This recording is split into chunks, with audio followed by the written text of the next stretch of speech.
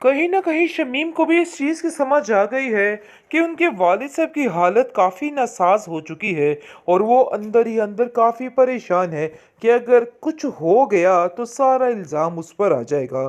परेशानी की हालत में वो बार-बार समझा रही है अपने बाप को कि अब्बा जान अपने दिमाग को ठीक कीजिए, कुछ भी नहीं होता है और परेशान होने की कोई भी ज़रूरत नहीं। देख लेना कि अब्दुल बारी खुद ही वापिस आ जाएगा। यानी कि शदीद किस्म की दुश्मन बन चुकी है शमीम अब अब्दुल बारी की। और इस पर आप देखेंगे कि इसके अब्बाजान कहते हैं कि अब की दफ़ा अगर मेरा बेटा घर आ गया, खबरदार तुमने कशफ के साथ कोई ऐसी वैसी बात की या फिर अब्दुल बारी को जलील करने की कोशिश की, अब मैं बिल्कुल भी नहीं बर्दाश्त करूंगा, बल्कि मैं समझाऊंगा अब्दुल बारी को कि देखो इस तरह के मामलात ऐसे नहीं निपटते हैं। क्योंकि आप देखेंगे जी बहुत ज़्यादा अब्दुल बारी भी परेशान है और वो भी अपने बाप के बगैर नहीं रह सकता है। जिस दिन का बेचारा इस घर से गया है बस हर वक्त उसका ज़मीर उसको मलामत करता रहता है और उसे कहता रहता है कि नहीं अब्दुल बारी तुमने बहुत गलत किया है। कश्यप जो है बार बार ये एक ही बात कर रही है, हमें वापस जाना चाहिए और आपको ताया जान का सहारा बनना चाहिए, ना कि आप इधर लैदा आके बैठ गए हैं। देखिए ऐसे बिल्कुल भी ठीक नहीं, सारा ज़माना आपके बारे में बातें करेगा। दूसरी तरफ आप देखेंगे कि जैसे ही अब्दुल बारी घर आता है तो अब्बा जान देख के उसको फूले नहीं समाते, लेकिन शमीम का मुंह भूल जाता है कि आखिर ये कहाँ से टपक पड़ा। आगे से कहती है कि देखो इसका मतलब है तुम में जरा रत्ती भर गैरत नहीं, तुम फिर दोबारा मुंह उठा के वापिस आ गए हो। जिस पर वो शमीम को दो टोक जवाब देता है और कहता है कि मैं आपकी वजह से वापिस नहीं आया बल्कि अपने अब्बा जान की वजह से वापिस आया हूँ, क्योंकि मुझे पता है कि वो मेरे बगैर नहीं रह सकते और इस बात का मुझे बड़े अच्छे तरीके से अंदाज़ा हो गया है और इस बात का भी पता चल गया है कि किसी को मेरी कोई फिक्र नहीं है, इसलिए आपको मेरी वजह से परेशान होने की कोई ज़रूरत नहीं, क्योंकि मैं आपको तंग नहीं करने आया बल्कि मैं अपने बाप के पास आया हूँ। काश आपको इन बातों की समझ आ जाए। लेकिन आप देखेंगे कि वो कहता है कि आपसे तो बहस करना ही बिल्कुल बेफजूल है। जिस पर आप देखेंगे कि वो साइड पे हो जाती है। दूसरी तरफ काफ़ी ज़्यादा जुलेखा खुश होती है कि उसकी बेटी अपने घर चली गई है और वो कहती है कि देखो घर से निकलना बहुत मुश्किल काम है और आइंदा से ये काम बिल्कुल ना करना। पहले तो मैंने सोचा था लेकिन जैसे ही तुम्हारे अब्बा जान की यानी कि ताया जान की ये हालत देखी है तो मैं काफ़ी ज़्यादा परेशान हो गई थी और मुझे समझ आ गई थी कि वो अपने बेटे अब्दुल बारी के बगैर नहीं रह सकते हैं। इसलिए मैंने भी फैसला कर लिया था कि अब्दुल बारी को समझाएंगे और अब्दुल बारी ज़रूर वापस जाएगा।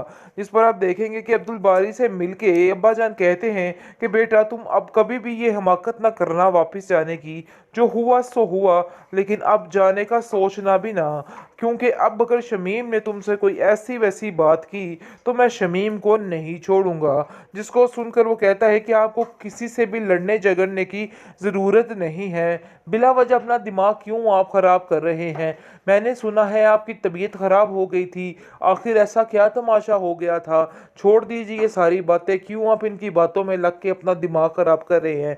इस पर आप देखेंगे कि शमीम कहती है कि तुम्हारी वजह से अब्बा जान की ऐसी हालत हुई है और तुम मुझे ही कसूरवार ठहरा रहे हो। यानी कि दोनों बहन भाई वहां पर बैठ के चिक चिक शुरू कर देते हैं। जिस पर कशफ कहती है कि खुदा का वास्ता है अकलों को ठिकानों पे लाओ, आखिर आप लोगों को क्या हो गया है, बाप बेचारा बीमार पड़ा और आप लोग अपनी चिक चिक लगा के बैठ गए हैं, छोड़ दें इन बातों को।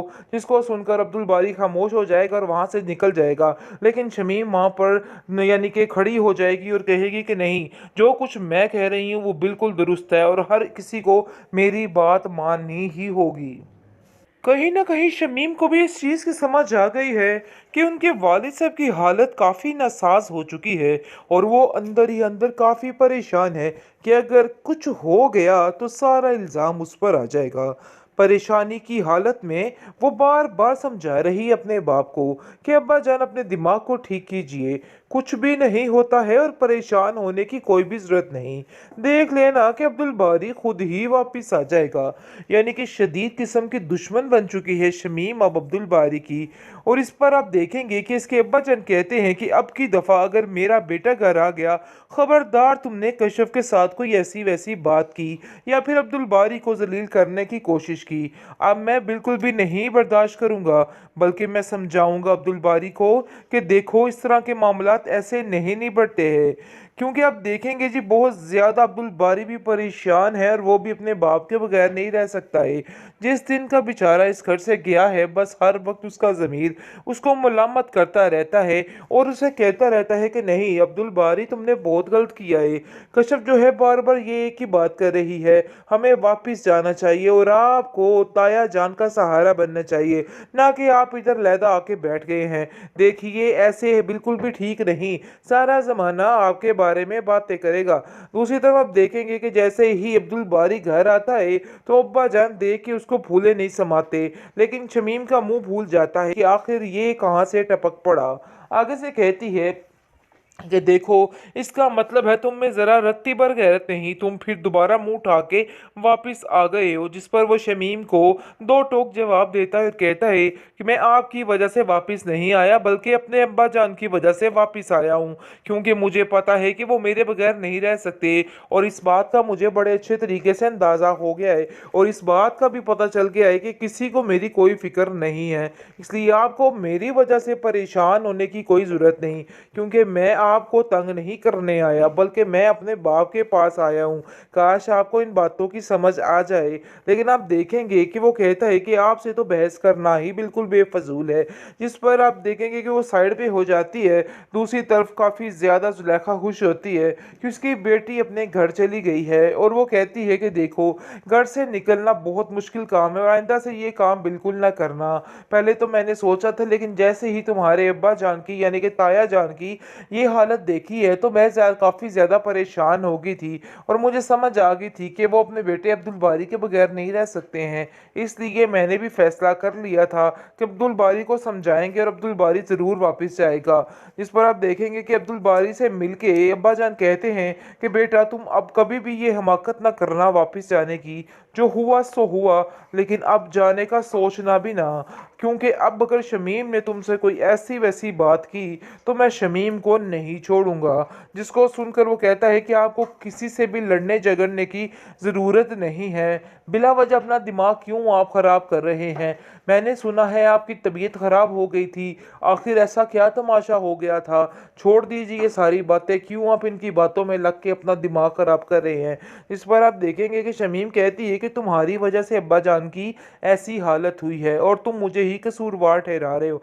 यानी कि दोनों बहन भाई वहां पर बैठ के चिक चिक शुरू कर देते हैं। जिस पर कश्यप कहती है कि खुदा का वास्ता है अक्लों को ठिकानों पे लाओ, आखिर आप लोगों को क्या हो गया है, बाप बेचारा बीमार पड़ा और आप लोग अपनी चिक चिक लगा के बैठ गए हैं, छोड़ दें इन बातों को।